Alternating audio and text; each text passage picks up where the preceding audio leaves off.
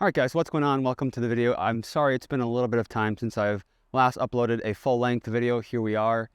Today we're talking about the vehicle that I picked up and I'm replacing my FJ Cruiser with. I don't know if you can see it off camera here. Basically, if you're new to the channel, the FJ Cruiser has been my overland off-road adventure rig.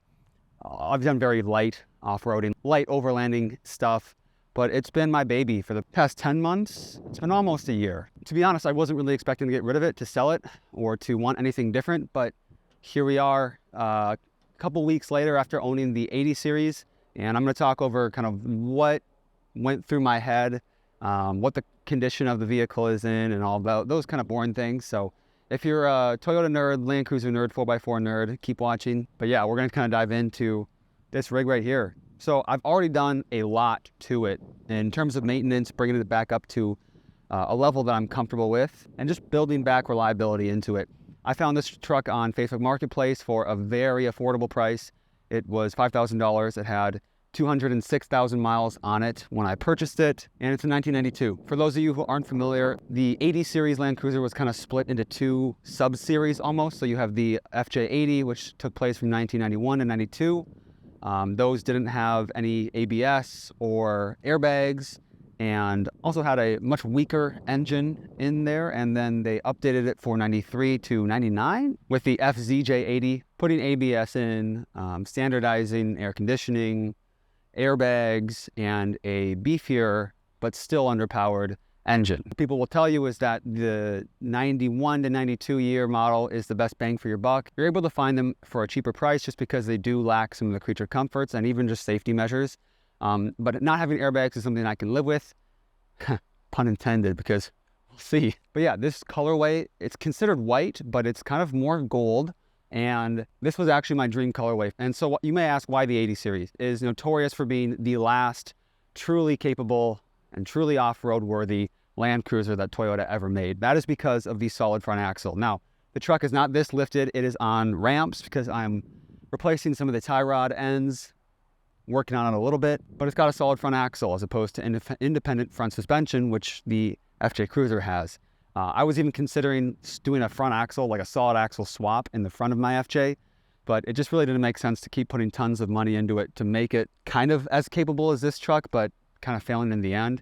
I'm going to talk about pros and cons, the reasons why I actually ended up switching and what makes this car my dream car. So obviously you have the solid front axle, you have the Toyota Landcruiser retro just infamy built around there. It's been featured in tons of shows, movies, across books, across the past few years, and the popularity for this specific vehicle has skyrocketed as of late. Additionally, some of the other pros for me were just a platform that I could start over with. I've had a lot of great mods, a lot of great opportunities to choose and select different things to throw on the FJ. However, if I could go back and do things differently, there are things that I would change about that rig. It's just too expensive at this point to really do anything about it. So this was kind of just a blank slate, perfect place to start. Obviously, you have to put in the money to build back reliability and just get it up to a highly maintained level where you're going to trust everything going on under the hood and under the chassis. I think I was pretty lucky to find a Landcruiser in this good of condition for the price that I got it at. The previous owner had done a lot of maintenance in the engine bay, replaced the radiator, replaced all the belts, replaced and spark plugs. The engine's oil was changed every 3,000 miles, if you can believe it. It had some issues cosmetically, had a lot of issues cosmetically. I swapped out these housings right here on either end are supposed to be amber. I swapped them out for what they call the Euro style. It's the color that they put on the European models apparently. But one of them had a crack in it because the previous owner hit a deer. Deer went through the grill, busted the radiator, and then hit the headlights as well. So I just replaced the marker lights myself. I did a ton of rust removal and PR15 undercoating underneath the truck. The rust was pretty bad. Surface rust kind of all over the frame, all over the axles.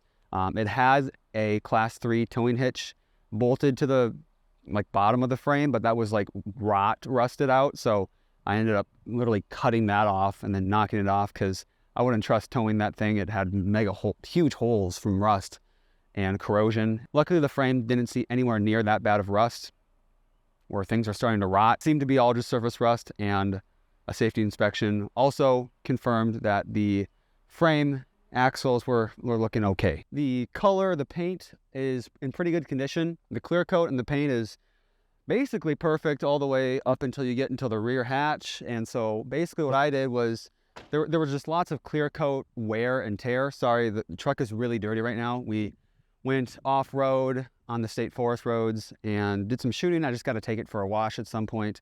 But what I did was I wet sanded down this entire kind of rear section, the passenger kind of fender area, and dried it off and then re-clear coated. So just applied a couple layers of clear coat to at least just protect the paint that's underneath. It doesn't look perfect. I didn't do the best job, but I'm resting easy knowing that there is UV protection, and it did restore some of the gloss that was previously lost. The tires that came with it were kind of crap. There were 3 all-season tires, just highway tires, and then 1 KO2.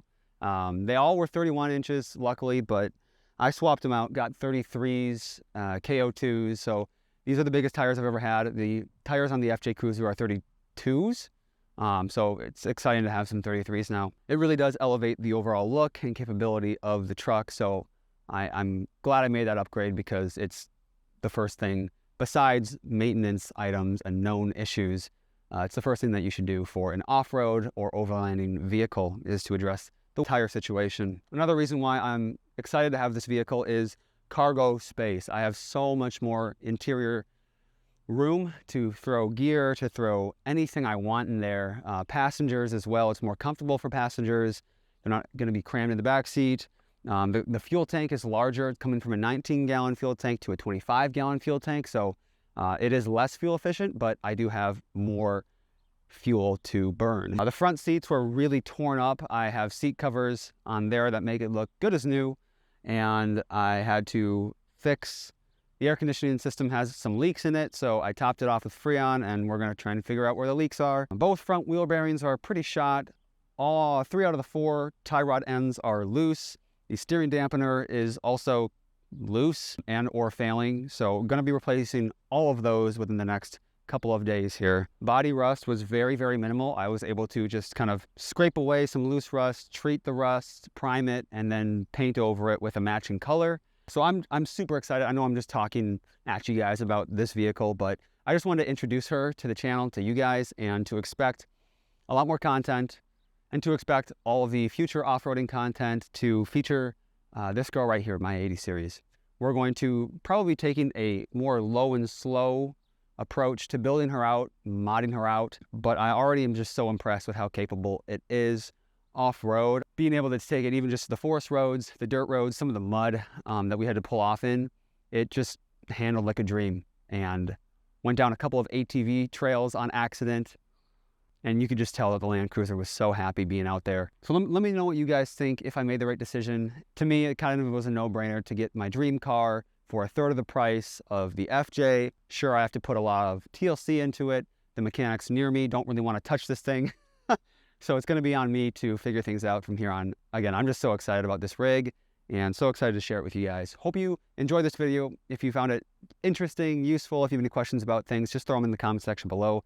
Don't forget to subscribe and share my channel with someone else if you enjoy watching. I also want to thank a huge sponsor of the channel, Nautilus Ammunition. They provide American-made ammo at a very affordable price. Their quality is spot on. They have a wide variety of calibers and options. They have ball ammo in 9mm. They have jacketed hollow points in 9mm. They have 300 blackout subsonic rounds, as well as 223. They have monthly subscriptions that you can just pick your ammo, pick your box count, pick your calibers, your grain weights, get them shipped to your door every month with free shipping.